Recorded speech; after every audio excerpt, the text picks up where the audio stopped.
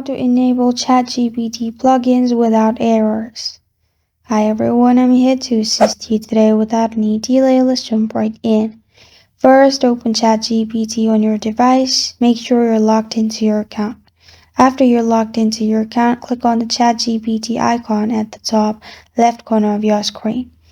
After you click on it, you'll find different features. Here you will find different plugins. Select the plugin you want to use. You can also click on the search and search for the plugin you want to add. After you click on it, you'll find this kind of screen here. Click on Start Chat. After you click on Start Chat, it will open chat for the plugin and you will be able to text and you will not have any errors as you are starting from the first by searching plugins. And this is how to enable ChatGPT plugins without errors. Thank you for joining me today. If this video helps you out, please leave a like and subscribe for more.